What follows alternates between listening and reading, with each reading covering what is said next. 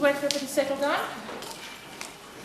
If everybody doesn't know who's standing next to me, this is Mr. Ian Joseph, who's from Monaco and who does a tremendous amount of support for families who have got nowhere to turn.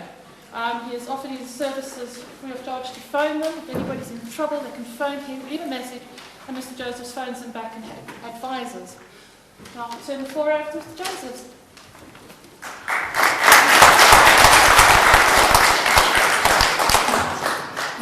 Hello, hello. Can people hear me? Just about. Right.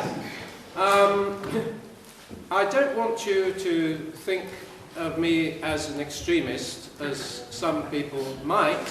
So if you want my opinion, for example, of social workers, judges, guardians, experts, and hangers-on, I'll say quite simply, they're a load of scumbags who should be locked up.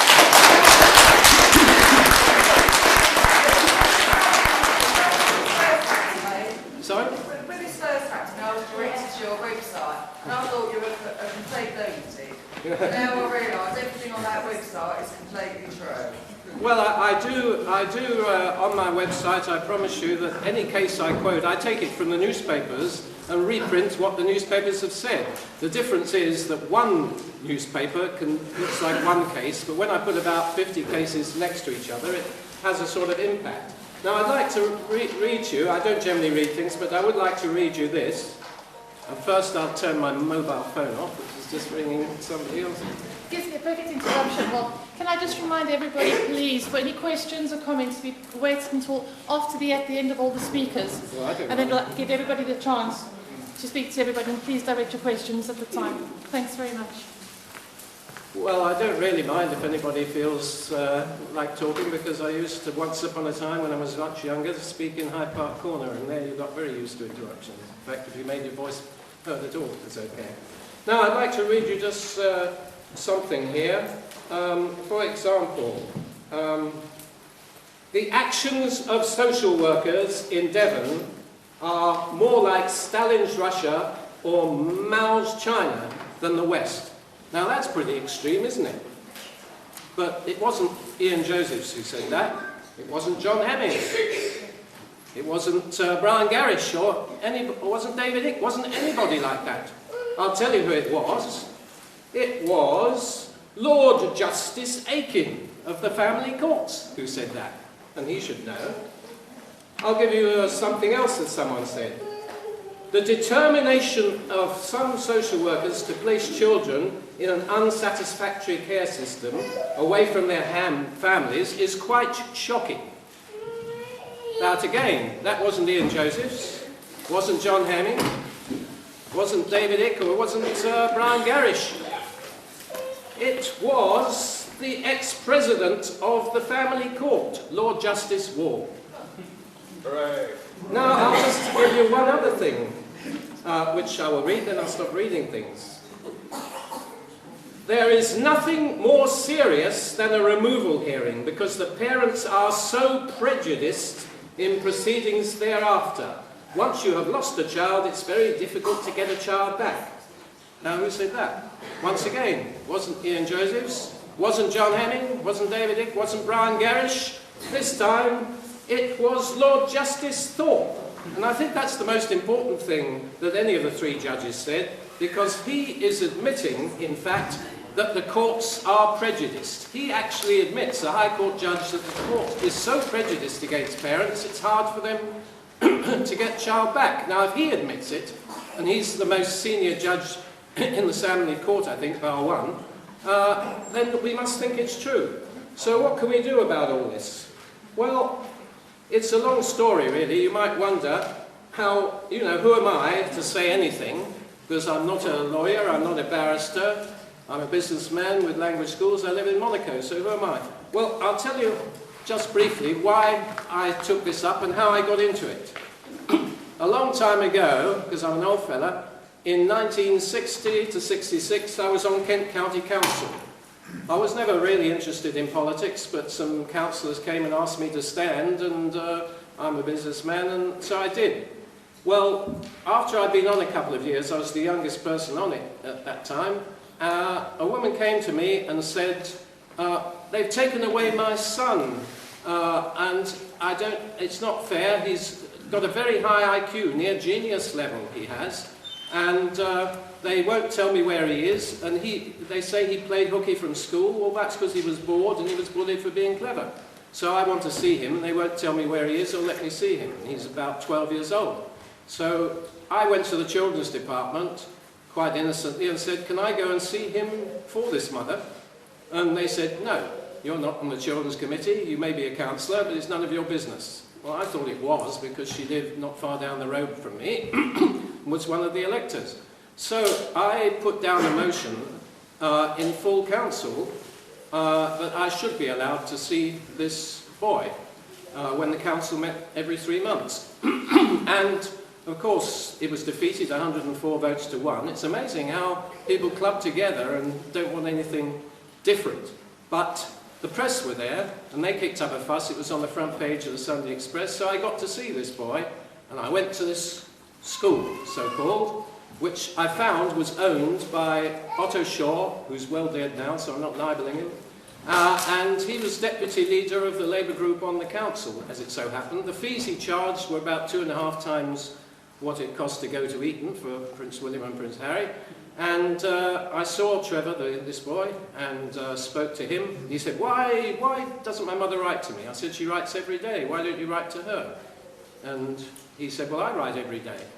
So we got that out of the way, and I said, what's this school like? He said, it's terrible. He said, we learn nothing. Nobody learns anything. So I said, well, isn't there anything good about the school? He said, and I promise you this is true. He said, yes, the money, that's good. I said, what money? Trevor said, we get very well paid when we sleep with one of the masters, one of the teachers. That was the best thing he could find about that school.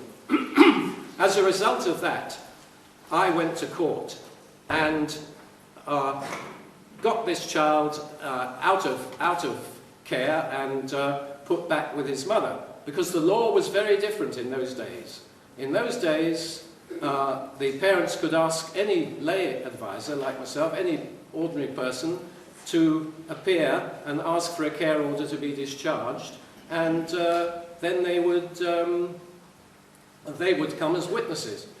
Well, as a result of that, I appeared for several mothers and fathers, mostly mothers, up and down the country, appearing against my own county council, which didn't make me best popular with my colleagues, but I never actually lost a case. But what I did do was lose my first wife and nearly lost my business as well, because I spent too much time on it.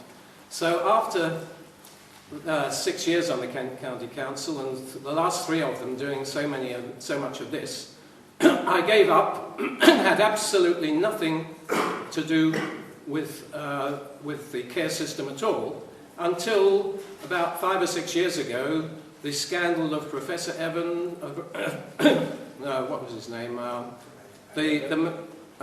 Professor Meadows, that's right, and the child care cases, the children who died, cop deaths, and Bill Bache getting them off, and the scandal. And by this time, the law had altered drastically from when I was doing this before. When I was doing that in the 60s, there was no secrecy for a start, and any layperson could present the case for the parents, and you could call any witnesses you want. Well, now this is completely gone by the board, as I found out, because I wrote a letter to the Daily Mail and said, it sounds as though it's worse than when I was involved. They passed the letters on to me from about 50 mothers who all wanted help. And so what could I do but try and help them? I'm in a totally different position than what I was when I was in my 20s, in the 60s. Now I'm a reasonably prosperous businessman living in Monaco with a large family, and I've got a bit of time to spare because 5 of my children work for me and help me run the business. So in no time I got a lot of parents contacting me who'd seen this letter in the Daily Mail. I started a website called Forced Adoption, and believe me, one thing I think I've left to posterity, if nothing else, is the phrase forced adoption, because about 6 or 7 years ago I started the website. I called it the Forced Adoption website, and now it's become a catchphrase for everybody. And it is the one thing which is the most horrible thing that can happen to anybody. To have your child not only taken, but taken away in such a way that you never see that child again, that you don't know whether it's alive or dead. And it may be just because the child was held to be at risk of emotional abuse. Now, this is one of the most horrible things they do, is to take a child for risk. I mean, if you think about it, supposing that you wanted to get engaged or something, and you went to a jeweller's shop and in the street and you looked at all this jewellery in the window, you'd be a bit surprised if a policeman tapped you on the shoulder and said, "I'm arresting you because I've seen you looking at that window. There is a risk that you might go and steal something." Because that's the same reason for taking children. A risk. Because we're all at risk. Everybody's at risk. One of us could quite easily be killed tomorrow walking across the road, which is a much bigger risk than most things. And another thing is this, that the judges, when they put children in care for risk, they don't compare the risk of leaving the child with parents who argue, or parents who are a bit dysfunctional and live a different lifestyle to those approved of by the social workers. They don't compare that risk with a terrible risk of putting children in care. Now, nearly half the people in prison were in care at one time or another, a survey showed. Another survey showed that 42% of prostitutes on the street were once in care. The academic standards of those in care are way below the national average. So you run a terrible risk when you put a child into care. And what's more, when a child has been in care, if this child is a girl, when they have children of their own, the social workers say, "Well, you never learnt how to parent, so we'll take your children." It can be self-perpetuating over 3 or 4 generations. It's a shocker, and it should never happen. It's one of those things. So, taking children for a risk, it shouldn't happen. So, what should happen? What should happen? Because I hate criticising anyone or anything without having some sort of solution. My own solution, which I think we ought to campaign for, is this, is that once upon a time, child cruelty was the province of the police. It was not the province of social workers. Now, if therefore the family courts were run in the same guidelines as criminal courts, or amalgamated with criminal courts, again, the parents would have the protection of the criminal courts. There'd be no secrecy. They could call any witnesses they wanted, and they would be innocent until proved guilty, instead of the other way around. Because any child now that has an injury which the parents can't explain, they're held guilty, and it's one strike if you're out.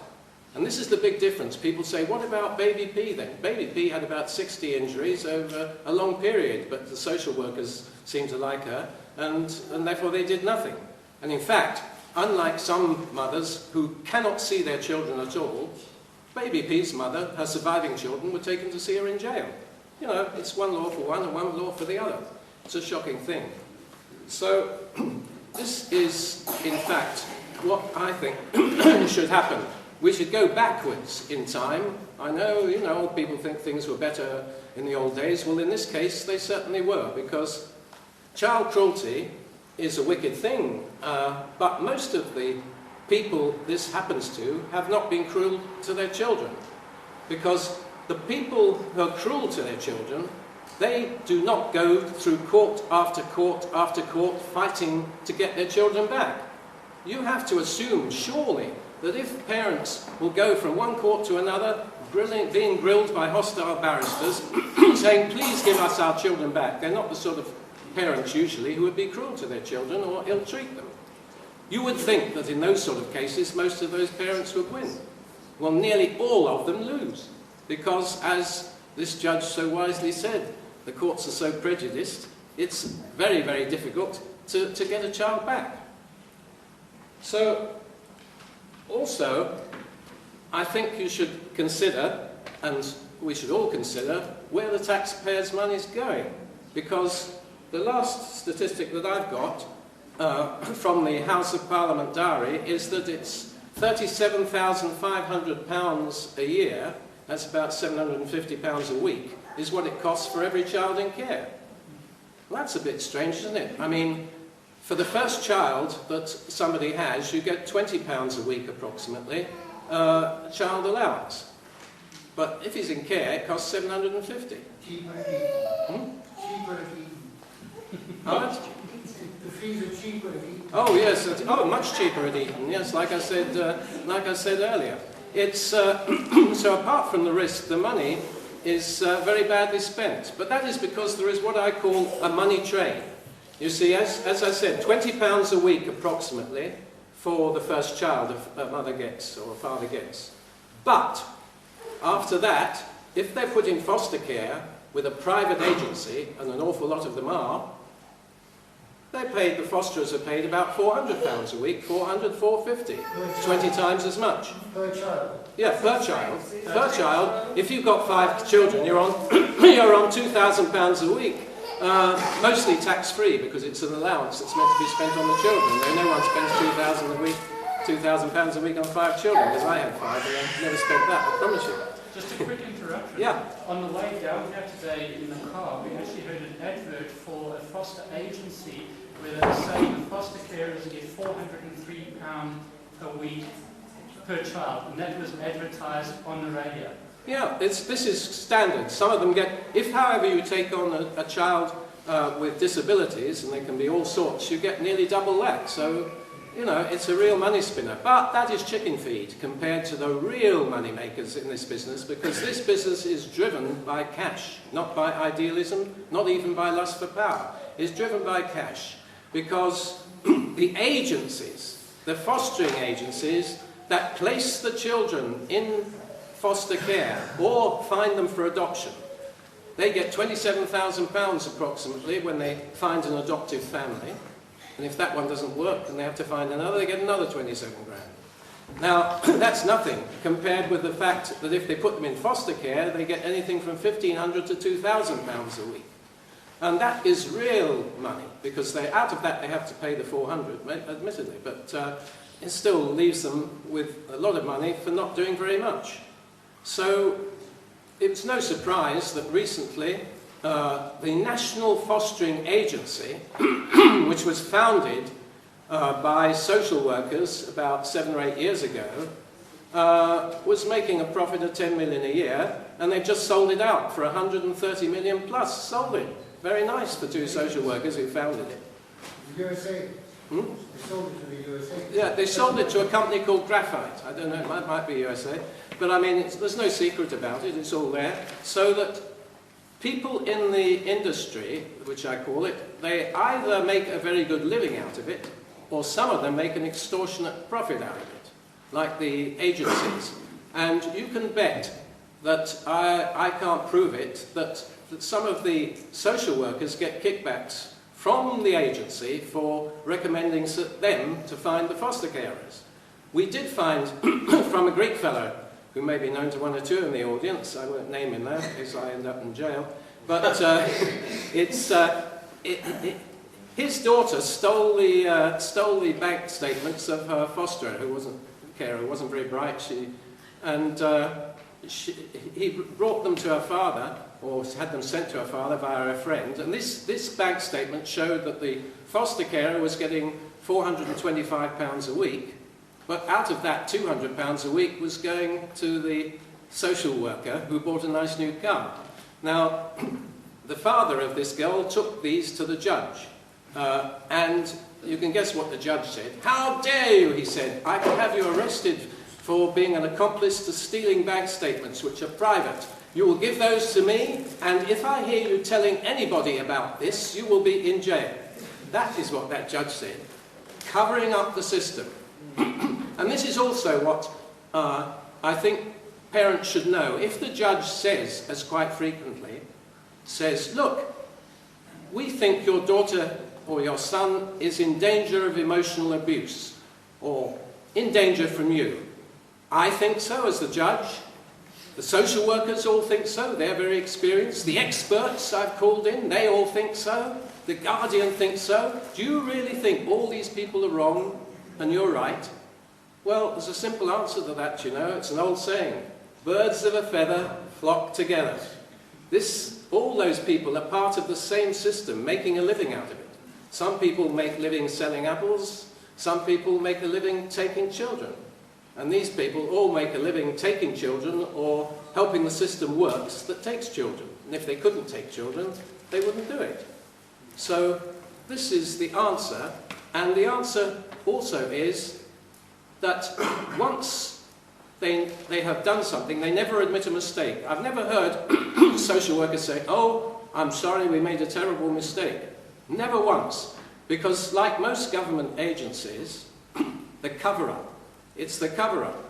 And I mean, everybody knows that people working for governments, wherever they are over the world, when they make a mistake, they cover up. It's the difference between public enterprise and private enterprise, that people working in any stage for the government, and it goes right up to the top. I remember Bill Clinton, "I did not have sex with that woman." Well, did anyone believe him? Or Nixon for that matter, so right up to that. So anything that mistake they do, they will. The main thing is the cover-up. And the cover-up is, of course, the secrecy. Because Harriet Harman is the last person to give any figures, and she was Home Secretary 7 or 8 years ago, and she said that 200 people a year were being imprisoned for contempt of court because of breaking secrecy.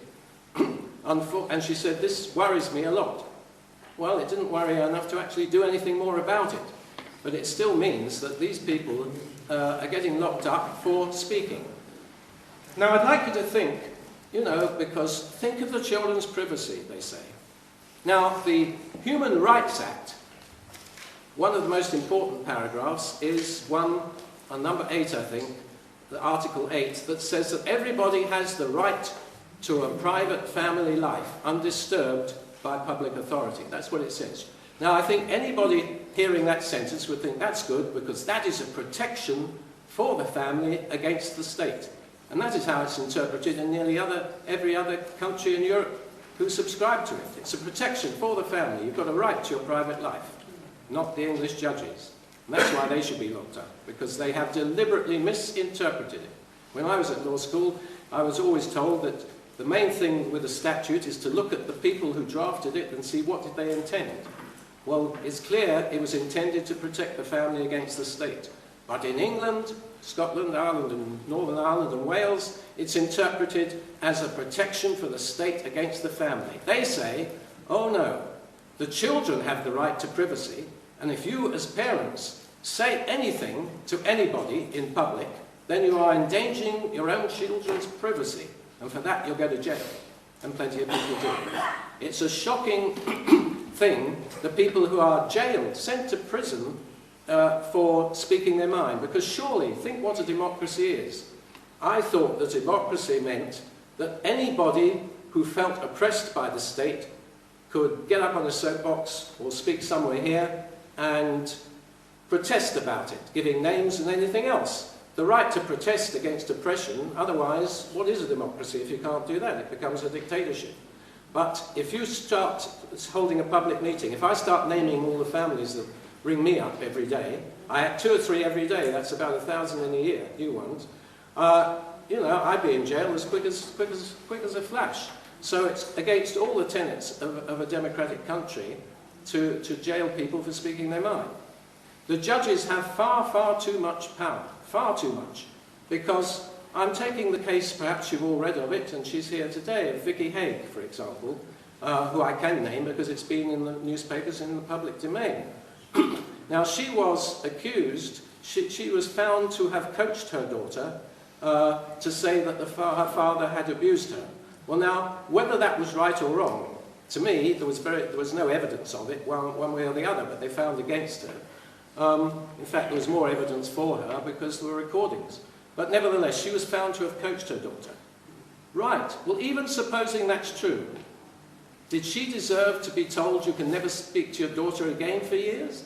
Never see her? Not even an email? Not even a phone call? And then a couple of years later, or a year later, she runs into her daughter at a car park of a garage where she couldn't possibly have known that her daughter would be with the father, speaks to her and gets jailed. Not for 3 days, not for 3 months, but for 3 years. 3 years jail. She did get 9 months knocked off on appeal. But the judges have too much power. No judge should be able to say, I forbid you to communicate with your own child even by email or phone. You know, even if the father or the mother's done terrible things, and some do, to say that you can't even speak on the phone to try and make amends is so bad. And it happens so often.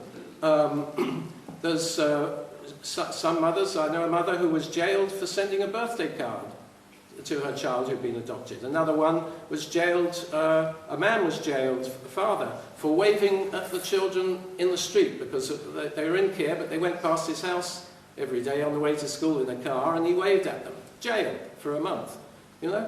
But Vicky's was 3 years. Now, if you went outside and coshed an old lady and took her last £10 note, you'd probably get community service or a suspended sentence. But talking to your own daughter, 3 years.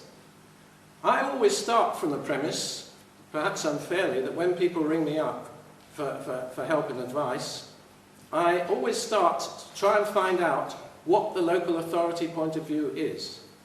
It's no good asking the local authority. Social workers say, you only hear one side of the case. All right, you ring them up and say, what's your side?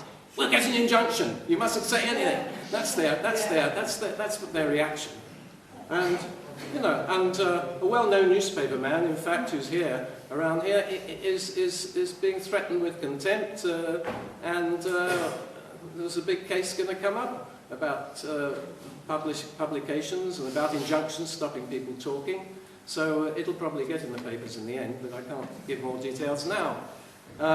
It's You can be jailed for saying that, you know? Exactly, yes. Well, guess who I'm under a super injunction.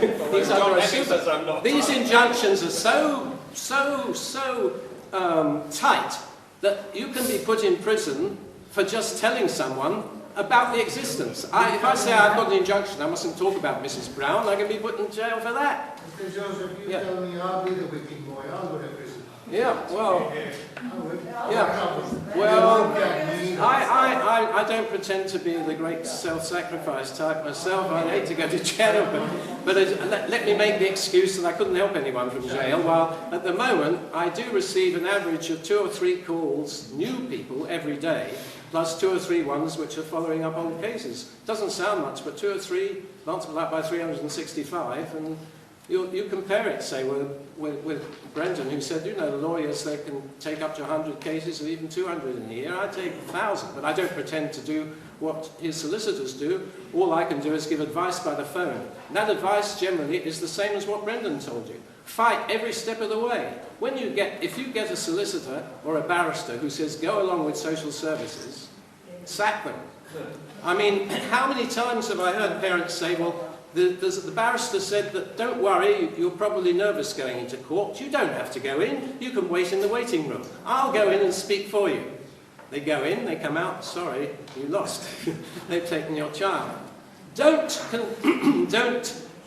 say, don't oppose the ICO, the interim care order. Don't oppose that. We must save everything up for 6 months' time for the final care order. We mustn't give away our ammunition.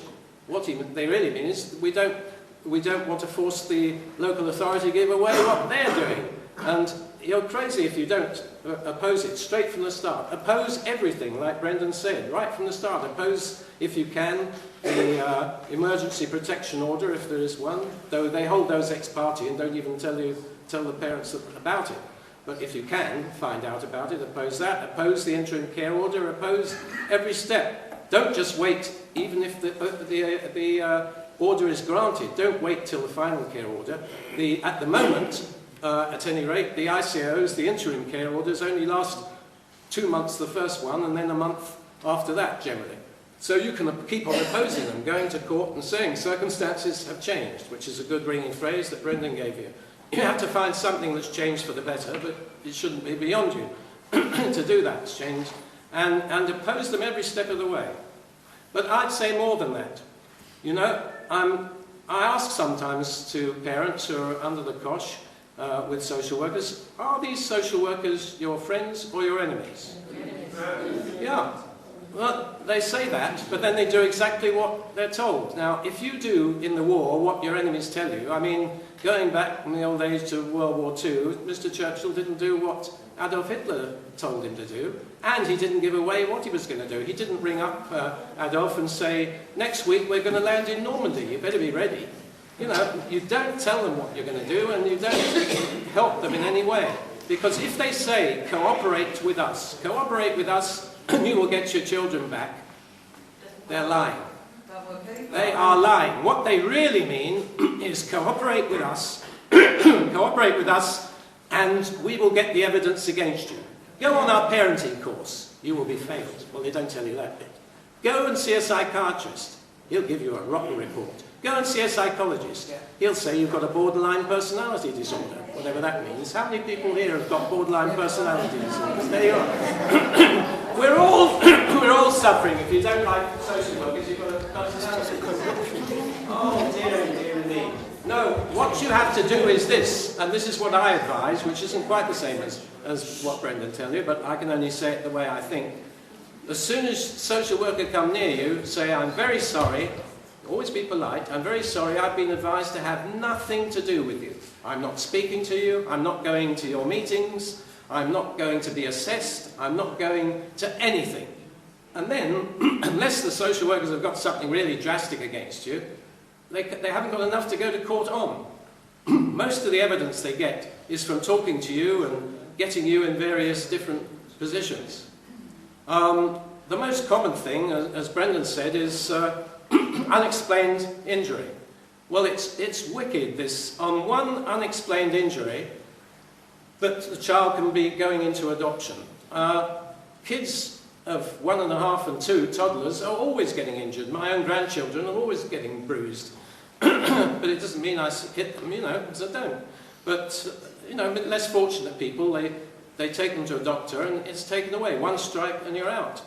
I think people who are guilty of child cruelty, they don't do it just once. In Baby P's case, there was a pattern of cruelty. But in the cases I'm talking about, just one instance, one thing that's unexplained, and a child can be taken. Of course, physical injury is a terrible thing. It's bad to injure a child. And people say, well, a big increase, you know, the number's doubled. In 3 years, they've doubled the number taking into care. There's now 65,000 children in care in England alone, let alone Scotland and Wales. About 2,000 are taken every week. Well, you know, it's a terrible thing. And they say, well, look at Baby P. Now we've got to be more vigilant. It's a con. You may not know, but since Baby P, the number of children taken for physical abuse as a percentage of the whole has dropped. The number for emotional abuse has nearly doubled. So it's given them an excuse to take children, but not for the reason of cruelty. Because they don't want to know about a mother and father, a mother and stepfather like Baby P. There's this young social worker, as you say, she's just left college or something and got a degree, and she goes in, there's a horrible man who's drunk with 2 Rottweilers and it smells, and no, I think I'll put that to the bottom of my visiting list. She wants to go to get nice children who are good adoption material, like several people here. They don't want the children who are being battered. So that's why, gradually, the number taken for physical abuse has gone down, and numbers for emotional abuse goes up. Because who knows what emotional abuse is? Yes? I might get lynched here when I say this, but children that are abused, damaged goods. Absolutely, yeah. That's the way the social workers look at it, if they're physically abused. But if they're emotionally abused, because in fact everybody's emotionally abused, I'm sure I was. My father used to shout at me non-stop when I was young, and you know, it's one of those things, wasn't it? But I mean, it doesn't kill anybody. Some people at clever Hampstead dinner parties will say, oh, you don't realise, Ian, emotional abuse can be far worse than physical abuse. Well, I say, which would you prefer to have? Which would you prefer, to have someone shouting at you, or parents quarrelling, or both your legs broken? I mean, there's no contest. Well, you think it's amazing, social workers can see emotional harm and pain, that's the biggest crime we've got out of a life sentence, worse than hell, but they can't see baby P's injuries. No. Amazing, that one. Well, exactly, because they take a fancy to somebody, and this is why there are two branches of the law, public law and private law. Public law is parents against social workers in the state. Private law is one parent against another. But social workers are often called in, and once they take one side, the other side is wiped out. The losing side, whether it's a mother or a father, is often forbidden to see their own child ever again. It's a terrible thing, and sometimes the consequences can be very tragic. One of the worst cases I know was an Egyptian guy who was married to an Irish girl, and he took his daughter, who was about 12 or 13, on holiday to Qatar with him. And there on television, she saw someone being beheaded.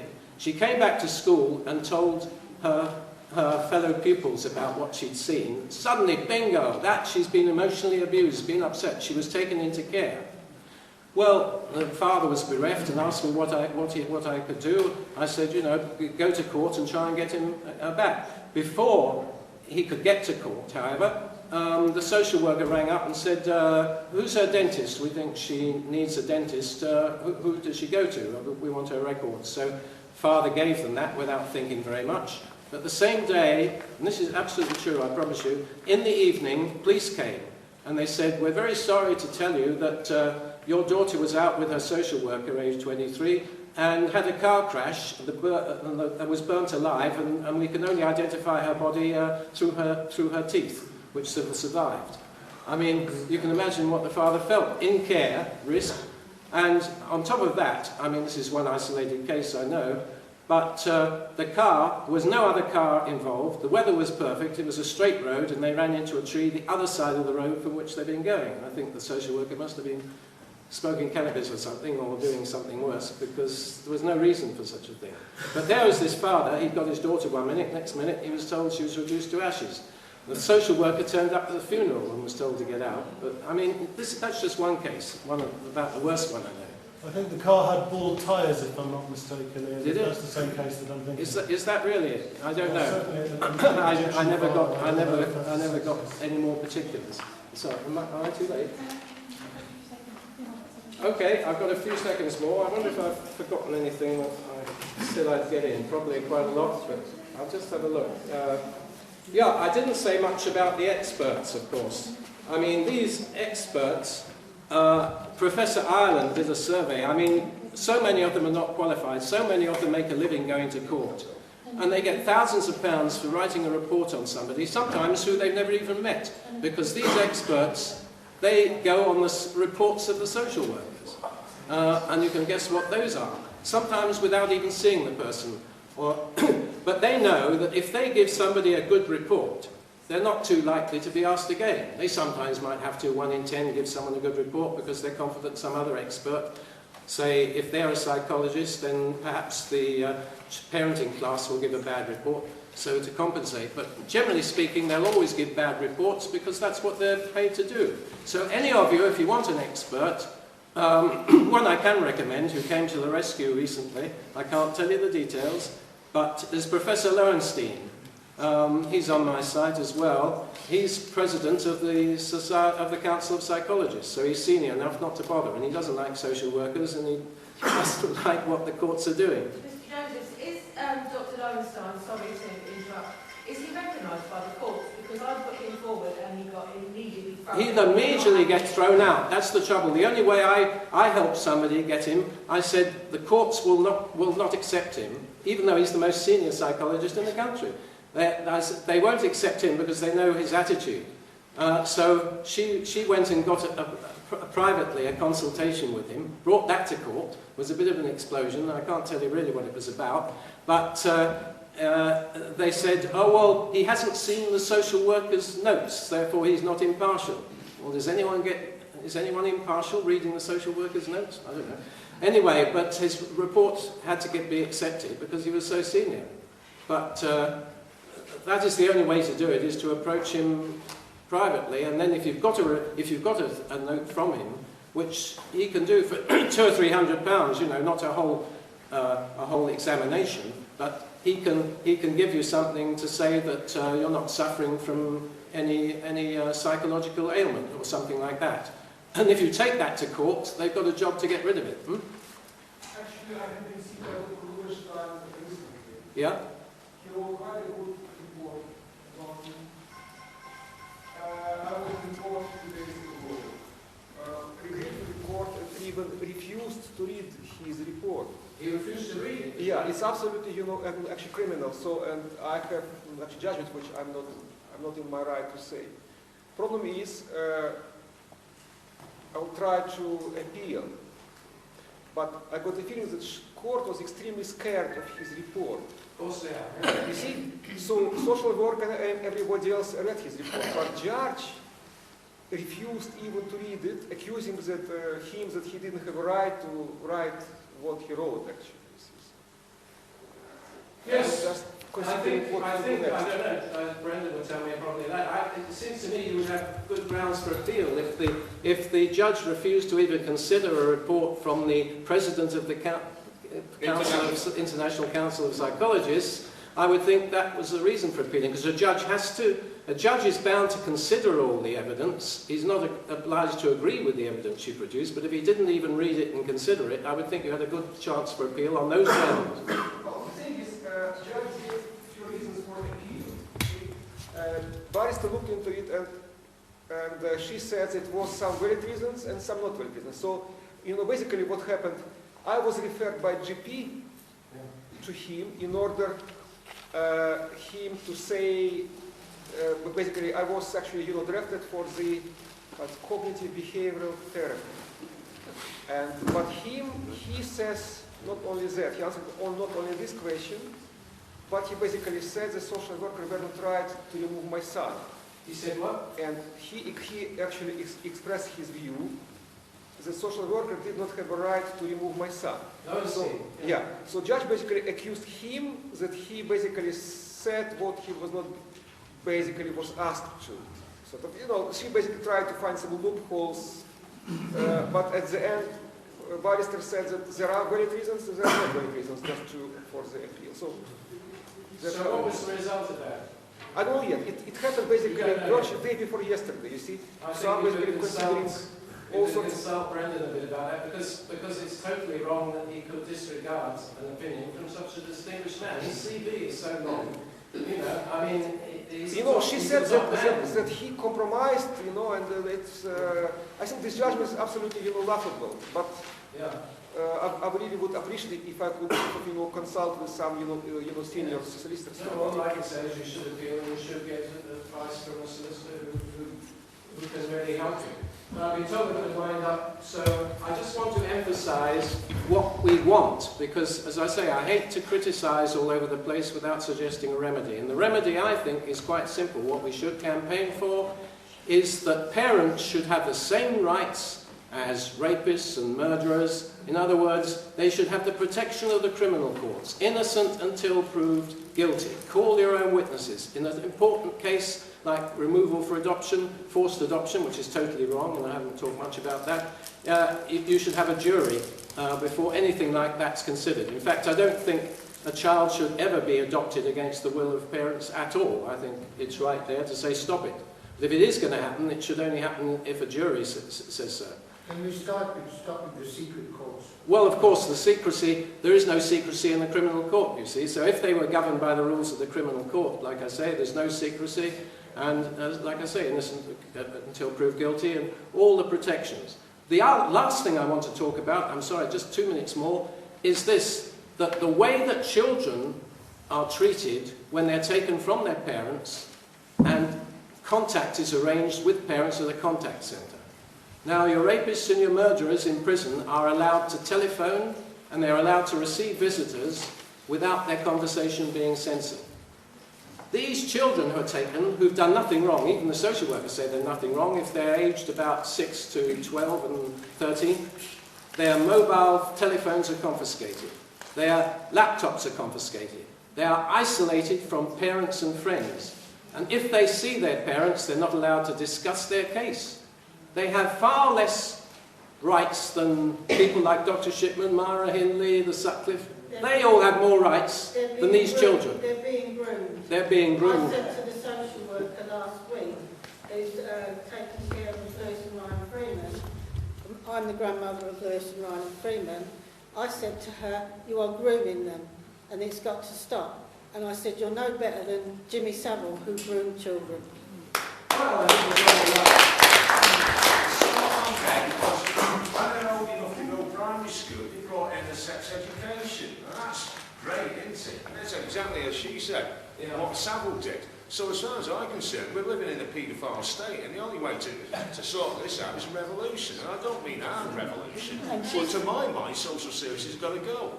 I don't like them, I hate them. They say politics is the art of the possible, they say, and I think it's possible, not likely, that we could transfer back to the criminal courts to deal with parents and with cruelty for children, and scrap these family courts where everybody clubs together, where even the Lord, which I read at the beginning, the Lord Chief Justice Thorpe, says that the courts are prejudiced against parents. So if they're prejudiced, he shouldn't even sit in a court that's prejudiced, or he should do something to stop them being prejudiced. But he doesn't. So, again, evidence. Children who are taken into care or forcibly taken away, their parents are not being asked what sort of foods they like, what are their likes and dislikes. And Oh, yes, like I that. should. That's nowhere is it coming up anyway. And I think it's an important point. Yeah, it's a disgrace, but it's just part of the general picture, isn't it? I mean, these children are treated worse. It's mentioning by everybody. I mean, all these things are staying quiet. I do research constantly, and he stays quiet. Well, that's why I'm talking here, just putting a little bit of publicity in, hoping that you all go away and talk to other people about it. But I agree that the secrecy, it doesn't exist in any other country in the world to the extent it does.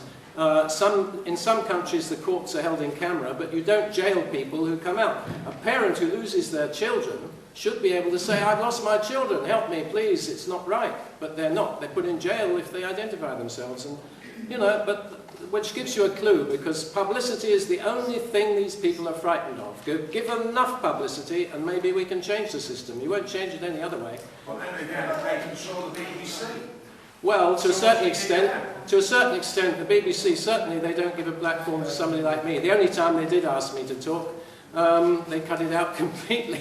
so I never got I recorded it for half an hour and I never got a word in. Right, now I do have to wind up. So I'd like to thank you all for listening. I want you to go away and tell everybody you can about this terrible system. In today's Daily Mail, there is the story of a woman with 20 police arrived in the middle of the night, at 6 o'clock in the morning, to take her child away. They've had to give it back because it was Munchausen syndrome. They said she was inducing. There was no evidence. This is typical. Read today's Daily Mail, you'll see it. Okay, I won't do more publicity for the Daily Mail, but thank you all for listening.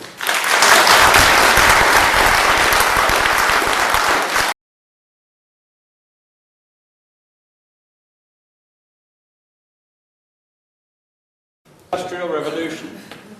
But I have a growing suspicion that the sound system in this room hasn't been much improved since the days of Bolton and Watt.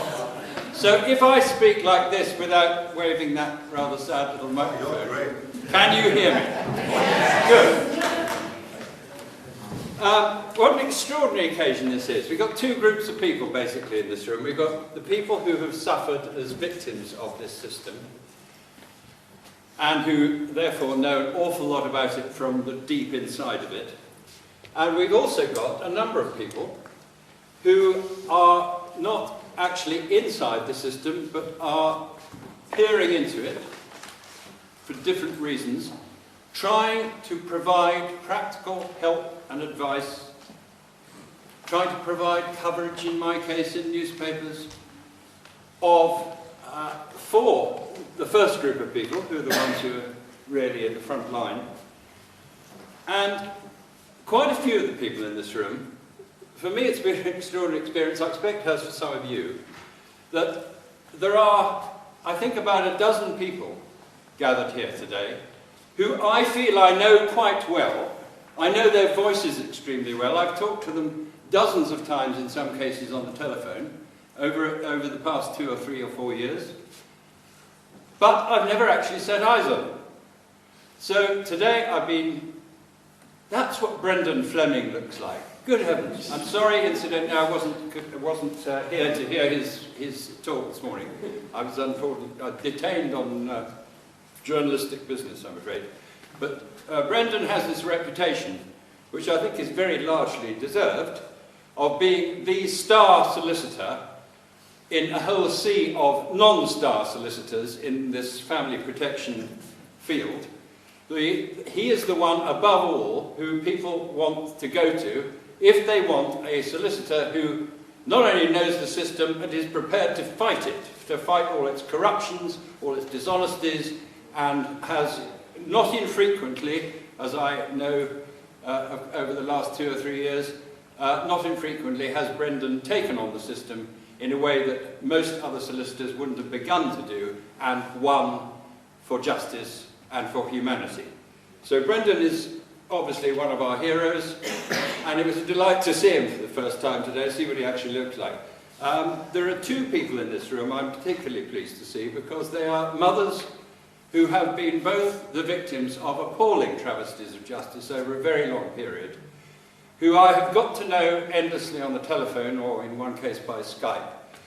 But neither of them, until today, have I actually had the pleasure of seeing face to face. And within 5 minutes in the lunch break, there they both were. 2 rather tall girls, one of them much taller than I was expected. One is Vicky Haigh, who is well known for all sorts of reasons, particularly if you're in the racing world. But she has, of course, Vicky has been particularly prominent because of the way that, well, for several reasons, as she has ploughed through this ghastly ordeal she's had with first her elder daughter, who was removed from her after a travesty of justice, and then she managed to escape, as I was able to report, to Ireland for her younger daughter, who I think is with us here, isn't she? She's gone for a walk. She's gone for a walk. If we're very, very good, when she comes back from her walk, she'll do a Gangnam dance for us. Vicky escaped to Ireland last year, and because she knew that Nottinghamshire Social Services were after her unborn Haig, as it's called. Isn't it revolting, that phrase, unborn Davis, unborn Haig? We are going to take your baby away as soon as it comes out in the delivery ward. Vicky escaped she's a tough Yorkshire lady, is Vicky, and she's got a good sense of humour, and she can therefore see just how ridiculous so many of the things that have been done to her. I won't even begin to describe it. Actually, I'm going to break the rules a bit, because I'm not going to go on too long. I would quite like 1 or 2 people possibly to say a few things before. When are we due to have tea? It's 2:45. No, right, sorry, that sounds greedy. What I mean is, I just wondered how long this session is scheduled under the new arrangements to last. That's fine, Robbie. We can, when you go, we can have a break. Okay, shall I stop now?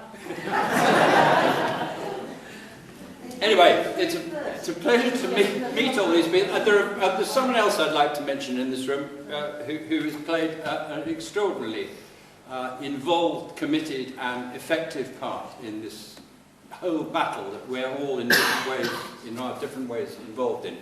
And that's a French journalist who is sitting here. Flo Belloni is not known to many people in Britain, except people, mothers and families that she's written about, because she does most of her journalism in France and Belgium, on the radio and in newspapers and magazines. And that means that she can say all sorts of things. Because she is out of jurisdiction, she can report things in more detail than people like me, or Sue Reed of the Daily Mail, who I hoped was going to be here. She's one of the few journalists who has a real sense of what's wrong with this system, and has written some very powerful pieces when her editor allows her to. Some of you may have read, there was another journalist the other day. Did any of you read an article by Jane Moore in The Sun? Which was terrific, because it was inspired by the Rotherham, the seizing of the kids from the UK foster carers. which was obviously a much bigger story than just that. But what Jane Moore did was to make it the cue for her to write a really powerful, devastating account of what is wrong with our whole family, so-called family protection system. And you could read that article and you could say, if you didn't see the name of the newspaper at the top, you would never have believed it was actually appearing in the Sun. It was very well written.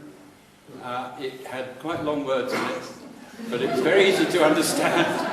And the point is, she got the point. And now, this is something I'll come back to later. We are definitely, this battle that we're all involved in is on the move. Things are happening in a number of different directions, which are, we've all thought for too long. I mean, I'm a newcomer to this. Some of you have been involved in this battle either as victims, as it were, or as people trying to help for a very, very long time. John Hemming is another of our heroes. The only politician, the only one of 630 politicians in the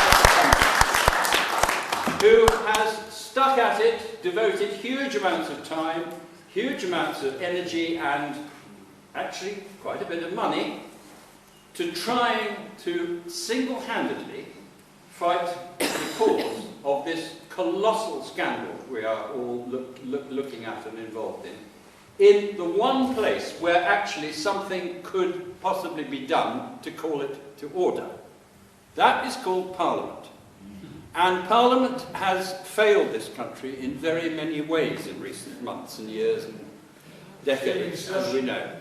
But there is one way in which we are all in this room particularly aware that it has failed. It was Parliament which in 1989 launched the Children Act on the world. And we have seen, and you are all familiar with the fact that the Children Act has all sorts of wonderful, high-sounding motives and principles, like the interests of the children must be paramount.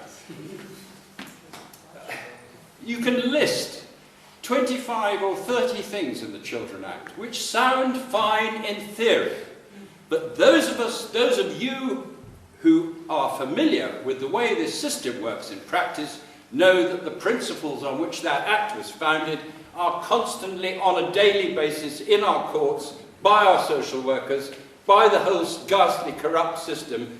Those principles are stood completely on their heads. And who are responsible for, first of all, noticing that, then doing their homework, and then trying to do something about it?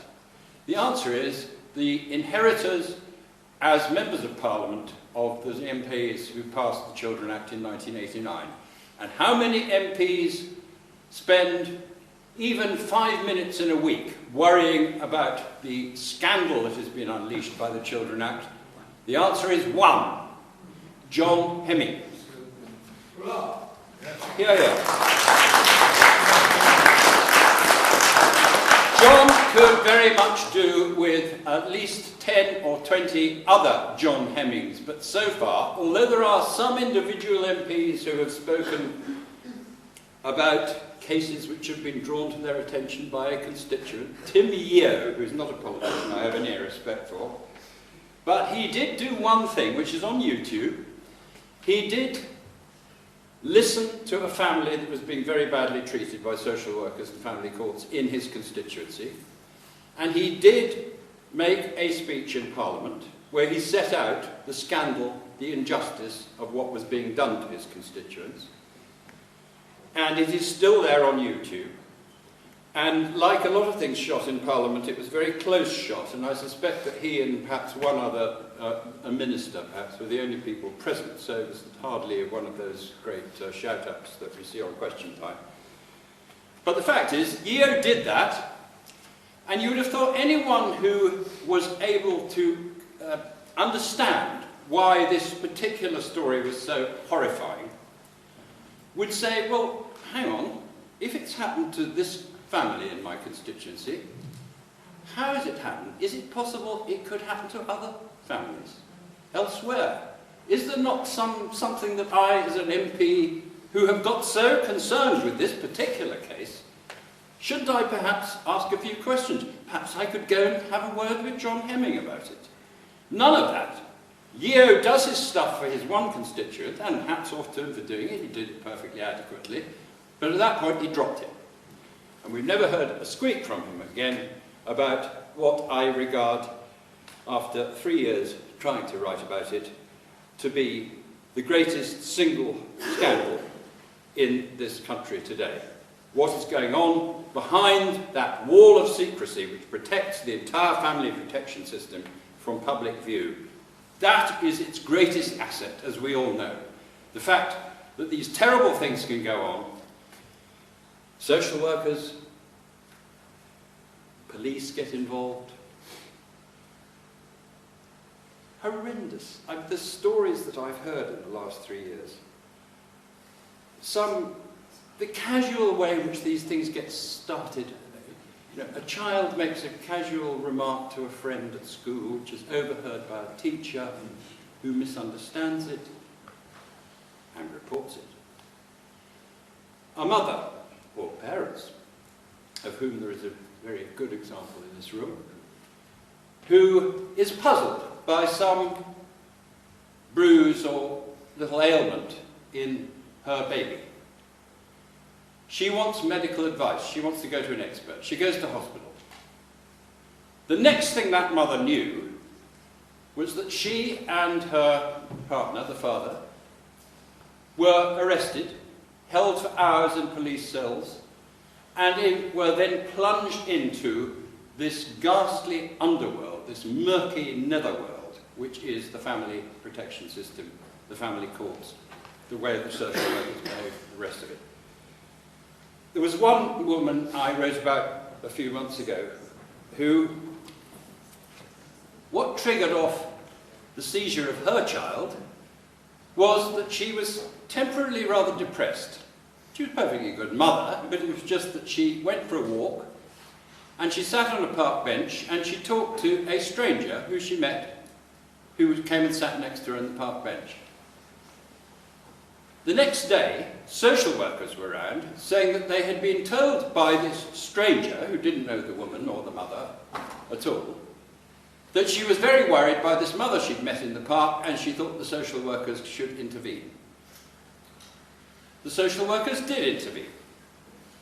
That mother happened to be Joan, and she was one of those increasing numbers of victims of this system, mothers or parents, who fear they're about to lose their children, who have to escape abroad in order to escape the whole ghastly system as it is being practiced in Britain. And alas, we have grounds for concern that other countries are now beginning to join in with the British system. We've got some very worrying stories from Ireland, for instance, where it looks as if Ireland is no longer quite the safe haven that it was when Vicky Haigh went there for her beautiful little girl, Sapphire, to be born. When the social workers in Ireland, and I found this with several other stories that I've followed, the social workers in Ireland just seem to be a totally different breed because they're actually interested in children. They like children. They want to help families and mothers and parents to look after their children. They're positive and they're looking for the good in people and not always distorting, being negative, twisting, turning upside down what they can to Well, that's not the case with Stella McLeod case, though, is it now? It's not the case with sorry, who? Stella McLeod. Mr. Booker hasn't heard of Stella. Yeah, sorry, I can't preach on that one. Sorry about that. One is always has to be careful not to overgeneralise about these things. Of course, I believe on my heart that there must be quite a lot of good social workers who really are motivated for the right reasons in the way that they used to be. It was a very interesting report by was it Jean Robinson? Sorry, is there do people want to speak up there? What? Somebody was being silly.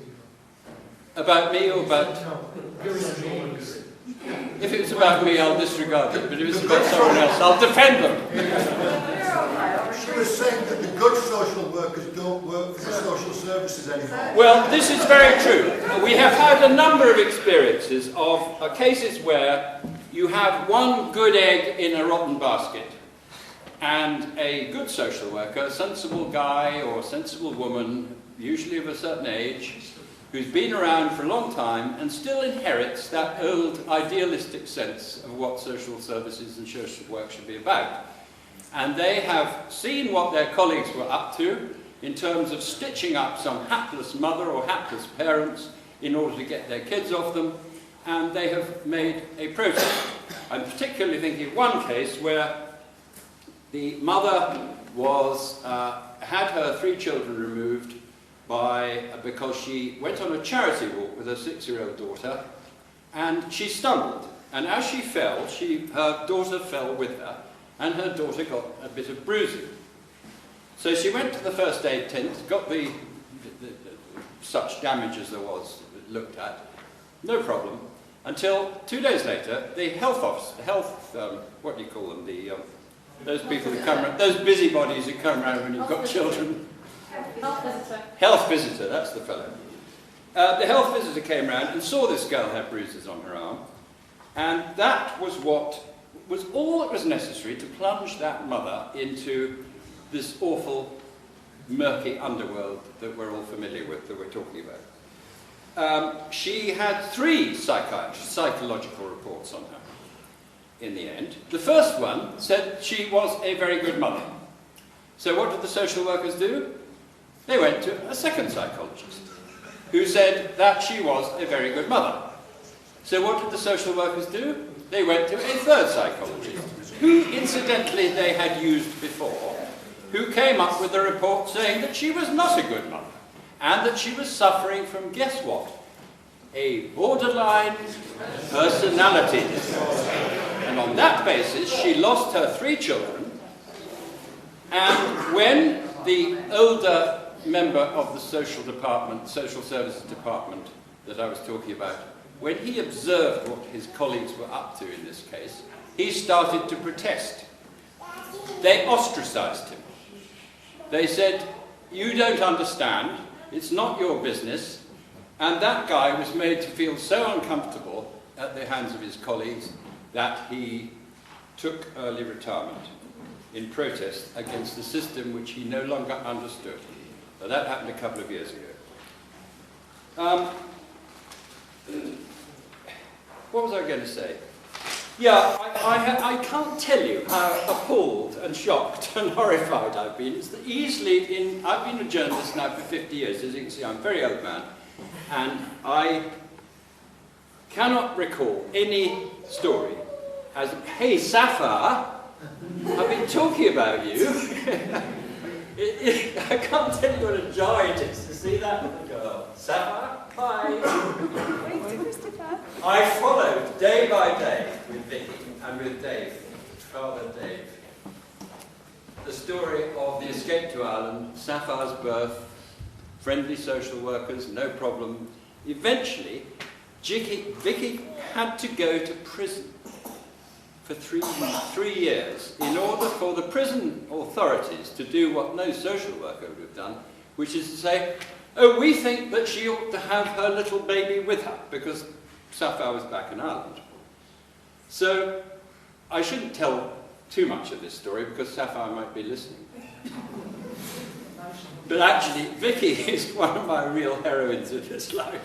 She has come through an incredible ordeal, or a whole series of ordeals, very much helped by Dave, who's been a wonderful support to her. And she's come through with, not only with her Yorkshire grit, her dad was a professional footballer of some considerable fame and distinction, but with a terrific sense of the ridiculous. So when she was sitting in that prison, or not sitting, where she was meant to be for 3 years, she found that she had Sapphire with her, so she was in the mother and baby unit. And she found that there were, all around her, really sad cases of mothers who'd lost their children, or for one reason or another just had completely fallen apart, fallen foul of the system. Vicky became, in 2 or 3 months, she became the head girl of this rather extraordinary boarding school. That's the women's prison that she was in. And she was regarded by the prison staff as an absolutely exemplary model prisoner. And that's one of the reasons why eventually she was allowed to leave that prison. But if you're very good afterwards, Vicky will show you on her left ankle a tag which tells the Group 4, who of course the social workers use to keep tags on, that she's a criminal. But the good news is that on Christmas Eve, as a special Christmas present from the social services of Doncaster, is it them? Or is it Group 4? Anyway, those people are who rule our lives, or many of your lives. They're going to come take it off. Now, I did say, there's an awful lot I'm not going to say, but is it tea time yet? What I did want to say is I wanted to end on a note of cheer. Obviously, we all know in this room that something absolutely terrifying and horrifying is going on in our country. And its greatest asset, as I've said before, is the fact that it has managed to build around itself this huge 20-foot thick concrete wall of secrecy, which means that all the evil things that go on in that system, and I use that word evil advisedly, and I use it at least 5 times a day about this system, because if one studies in a technical sense what evil is, it is that part of human nature which, distorted from where we ought to be as human beings, leads people to do precisely the kind of things which we're all so familiar with in the way that the social system, our family protection system works. The lies, the cruelty, the inhumanity. I think particularly sometimes those awful lawyers who are just parasites on the taxpayer. They feed off this system by representing, obviously a lot of them represent the local authorities. A lot more of them are foisted on parents who find themselves falling foul of the system. Oh, you should use these lawyers, they're very good, they say, pointing a finger at or the address of lawyers who also work for the local authority and who are then, when the case comes into court, the parents are amazed to find that their solicitors, the ones they've been told that they should use, who will help them, are in fact refusing to accept any of their own instructions and are basically working for the other side. Now, you're all familiar with that. It's one of the many ways in which this whole system has been horribly corrupted. And as Ian Josephs, my dear friend and ally, with whom I talk 2 or 3 times on many days of the week, Ian Josephs is an absolutely remarkable guy. You'd never have had any idea from just hearing his own modest accounts of what he gets up to, just what an extraordinary achievement he's pulled off over the last few years since he started his forced adoption website, made himself available to people. He talked about 2 or 3 calls a day. I've often talked to Ian late at night, and he says, I've had over a dozen calls today from people wanting help and advice, which he patiently listens to what they have to say, again and again. What he advises them to do from his deep experience and knowledge of this system is something that the person who's asking for advice probably wouldn't have thought was very sensible, but Ian says, no, you do what I'm telling you, and you will find that's the only way that you can keep your children. And probably twice a week I get an email from Ian in the south of France, where he sits and takes these calls, from some parent, from some mother, from some father sometimes, reporting that his advice has been taken by them and that they have got their children back, or that they have failed to have their children taken away. In other words, he has done a huge amount of good in provable terms. And the other, I should also just like to say a big thank you to our other speaker this afternoon, because John Pinchot, sorry. We all owe, not just we, but the nation, as it were, owes him and his colleagues who put together the Ireland report a great debt, because it was almost like something, for the first time, from within the system. This report, I don't know how many, probably quite a few of you have looked at it or read it. It was devastating on the whole, and further element of the corruption, as we're all familiar with, is the way in which the system uses these bogus experts, these so-called experts, these quack psychologists, these people who spout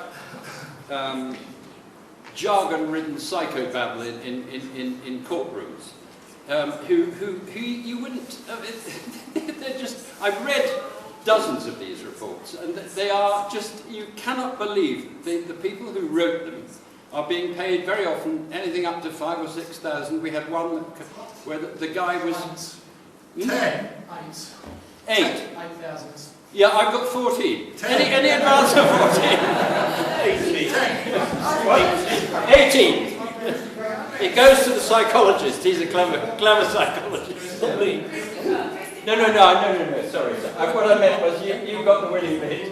No, I mean, it is another, what we're looking at is... He holds the record, Brendan Fleming, this lady. Oh, Brendan Fleming. 37,500. It was discredited in court by us, wasn't it? He'd never met me, never met my children, never met my husband, and he wrote over 300 pages against me saying that my children were at severe risk of extreme harm or even possibly murder. And in the end, the court ordered the local authority to pay £100,000. I did get a naming order on him. His name Can I just say something? I would love to have further words about this. I'll tell you why. Because, in a way, selfish reasons. I have been so amazed by what I have been looking at over the last 3 years that I'm finally thinking that one little contribution I can make to trying to fight this battle we're all involved in is to put together everything that I've covered and reported into a book, which would attempt to explain just what is wrong with the whole thing. Now, I would love to have that story. I'll see you afterwards. Okay. 37,500 is the winning bid. But we are talking here about, as I was just about to say, that we're looking at one enormous scandal here, but each bit of that picture is a scandal in itself. The experts' reports, that's a massive scandal, which the Ireland report has done more than anything because it had it had semi-official authority. Was it official authority or semi-official?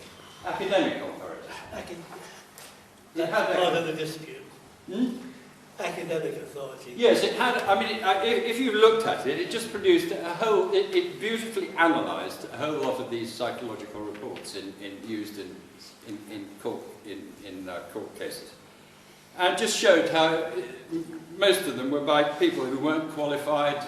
They were very low grade, and it's certainly true. I've come across examples where one psychologist has got up in court to produce a report, and in fact, the whole of that report has been copied from another report on another subject, and we know this because on a couple of occasions where the report referred to he throughout has a borderline personality disorder or whatever, risk of emotional abuse, all the stuff. The hapless mother said, "But I'm not a he, I'm a she."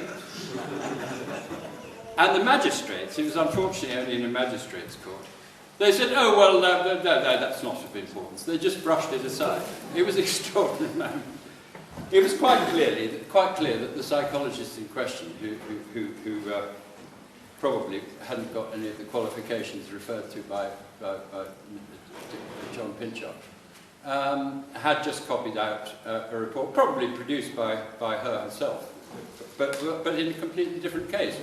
So that's how, that is the secret of how a psychologist whether qualified or not, can produce 200 reports in a year. You actually only need one, and then you just get the photocopy away. But you must remember to change the gender.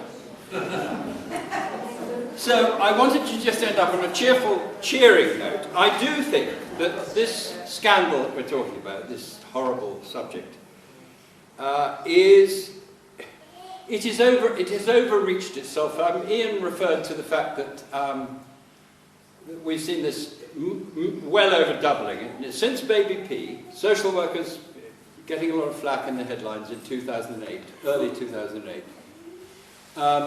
for failing to intervene.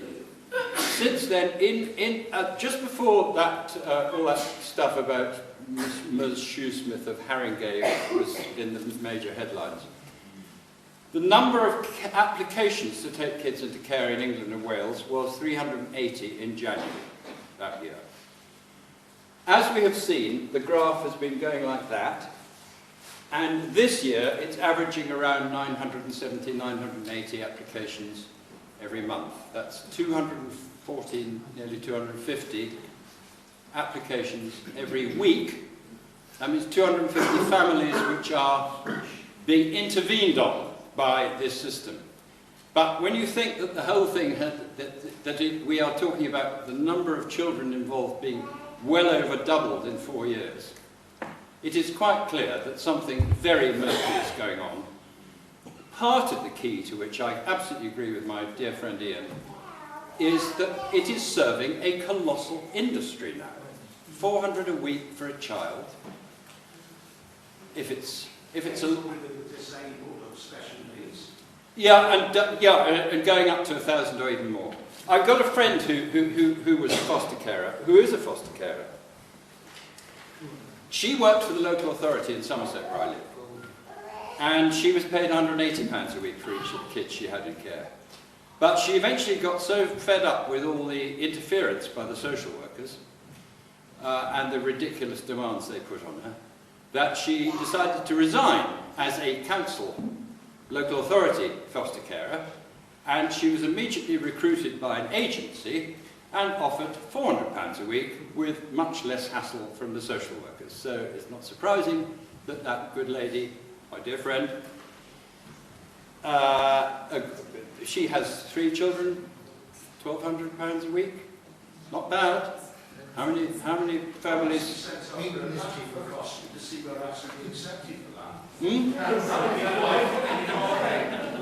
To actually be accepted as a foster after having kids stolen by from social services, that would be extremely funny. You know what I mean?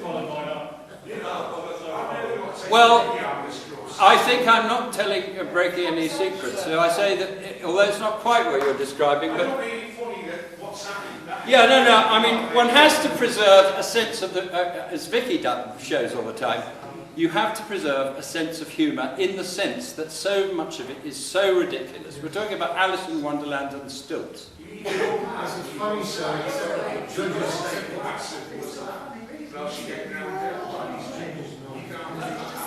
I spent 2 hours on Tuesday with 2 senior QCs paid for. See, that's what happens if you work for a newspaper. You don't have to represent yourself, you get QCs. This was because a judge, Mr. Justice Mostyn, have any of you come across Mr. Justice Mostyn? Yeah, I thought there might be some people here, victims of that monster. Mr. Justice Mostyn got terrifically incensed about 2 articles I've written in successive weeks about a particular mother who has unfortunately been having to suffer in his court, being shouted at. He's incredible. Was he rude to you? Not quite, but it was quite brief. He was quite brief. Yeah, well, he can be incredibly nasty if he takes a dislike to you.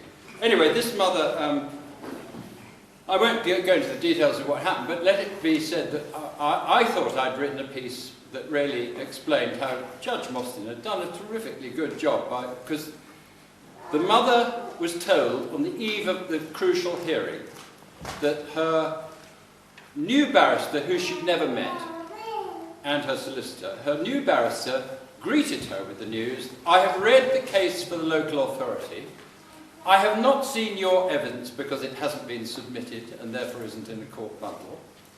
But I have concluded that you suffer from querulous paranoia, a psychological condition which you can find mentions of in obscure parts of the web of the internet. Like so many psychological conditions, it's one invented by some nutter somewhere in New Zealand, I think, in this case. Anyway, the long and short of it is she was being told that she was not mentally competent, she hadn't got the capacity either to instruct solicitors and her own legal team or to represent herself, and that they were going to argue this in front of the court.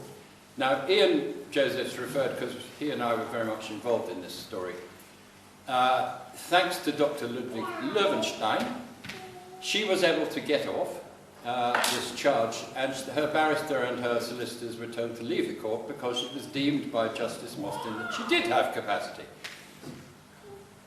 I reported this, and you would have thought that what I was attacking was really the barrister and the solicitor who behaved in such a sadly corrupt and bent fashion, not Mr. Justice Mostyn.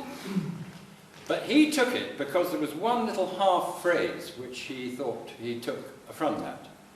So he slapped a reporting restriction order on me and the poor mother, which was utterly draconian in its requirements. I was not allowed to refer to the case in any medium ever again, and I was not even allowed to refer to the fact that an injunction had been placed on me forbidding me to report the case. So if I was to obey that, and I'm telling you this story now and naming Mr. Justice Mostyn, I am in contempt of court, and according to Mr. Justice Mostyn, this would constitute a criminal offence. So if you're there, Mr. Justice Mostyn, come and fetch me. I did go on Tuesday to consult with these two learned QCs, and one of them, who is meant to be a great expert on the interface between family law and the media, spoke for about a quarter of an hour. He said, it might be helpful if I gave you the legal background. And he cited this precedent and that precedent, and it went on, and I thought, this is not looking too good. What's he trying to get at? I'm only doing this before I get to the point of Mr. Justice Mostyn's order.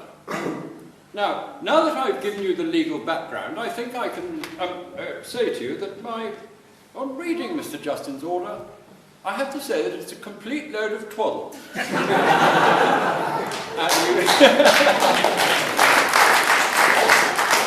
All I can say is when I was sitting in that newspaper office hearing that, I thought, here are two QCs, both being paid hundreds of pounds an hour for the privilege of having this discussion. I thought of all the mothers I have known who have gone into court either with no one to represent them, so they have to speak themselves, or who have been represented by solicitors who turned round and turned out to be representing the other side, bent solicitors.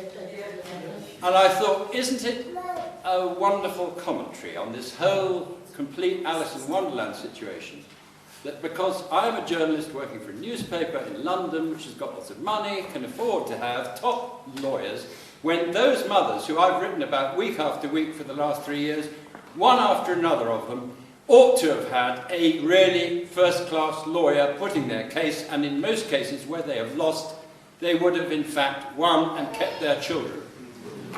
I think probably, are we tea time? Yeah. I just wanted to end on a note of cheer. What's that? The kettle's boiling. The kettle's boiling, okay. End of yeah. I do feel there is a groundswell developing, because this whole thing is so disgusting and so outrageous. It's protected, as I say, by the wall of secrecy, but it's beginning to leak out. The steam is emerging from vents in all directions. Not in Parliament. Not in Parliament. I was going to end up by saying the one place it hasn't come out is except for John Hemming.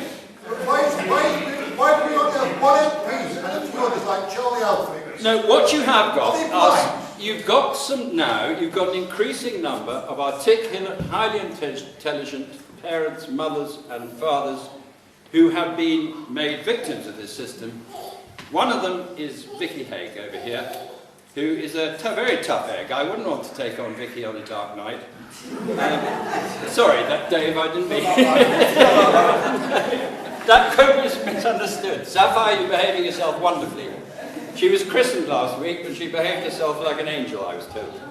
Christopher, what about grandparents? I get sick and tired. Maggie Tuttle, you're another person who I've talked to on the telephone, and I was delighted to see you today. And Maggie was the woman who I wrote about some months ago, and the headline was something like, what was it?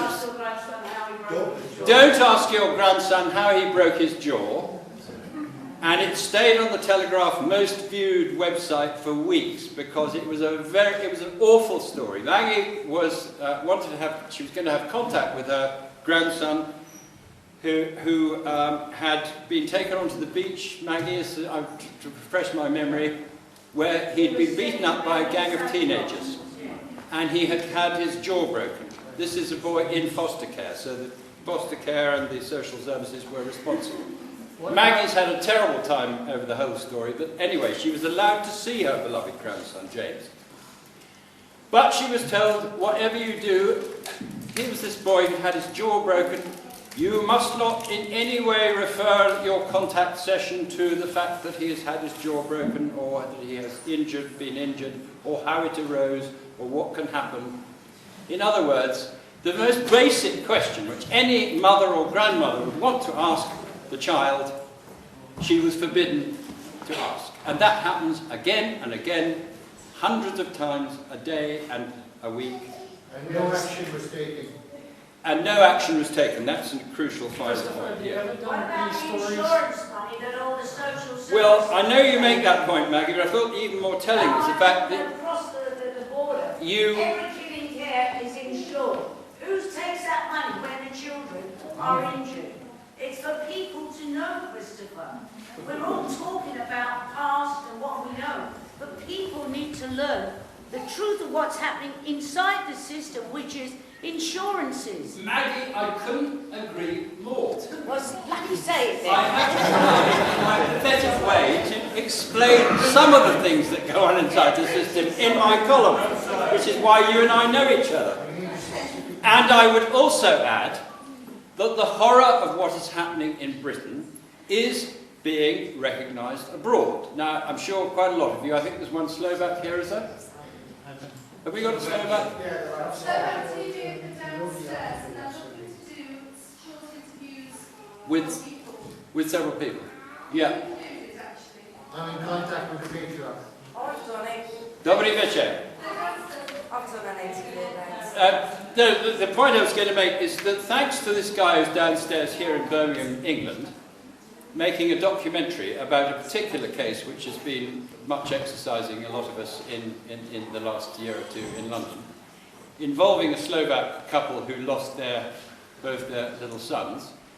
Thanks to this documentary, there's been huge anger and excitement in Slovakia about what is happening to Slovak kids. We're talking about, I think, 89 is the last count, John? Yeah.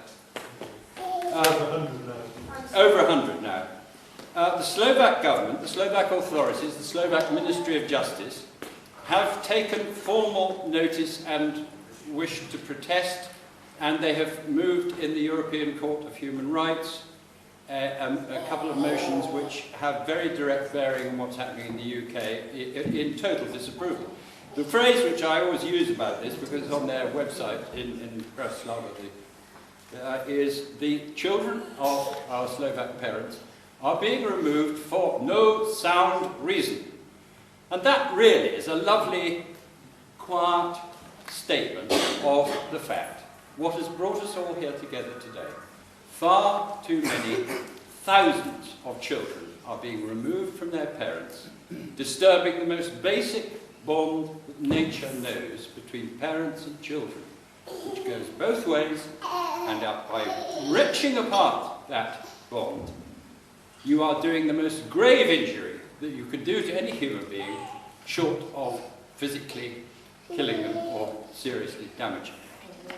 And when that is done for no sound reason, That is a crime not just against human rights, but against everything in humanity and nature that we should all aspire to uphold. That's what we're on about. One more.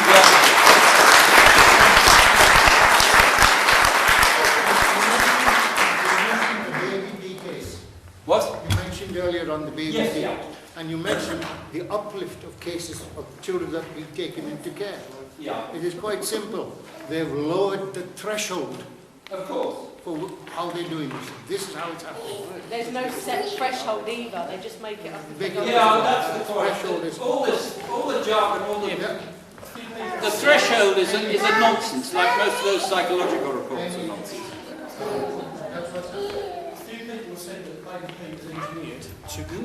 A few people have actually said that Baby P was engineered to create what's happening now. No, I think that's a conspiracy. Seeing what they'll do unbribed, there is no reason to, as the man said about journalists. Yes? Millions of jobs in the system. Oh, Safa!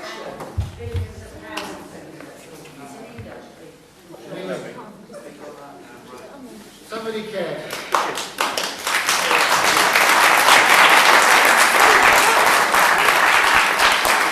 I give you the star of the show, Sapphire Hague Cuts.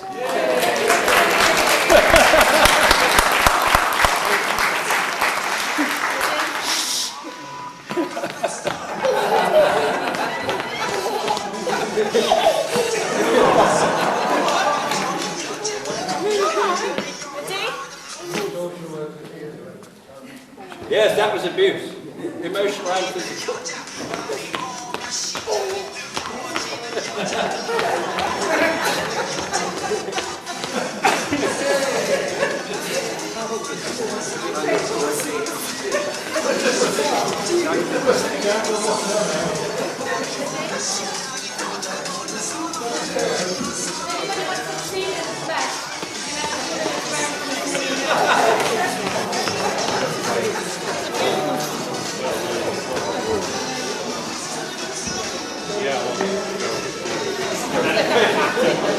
Yeah, 575.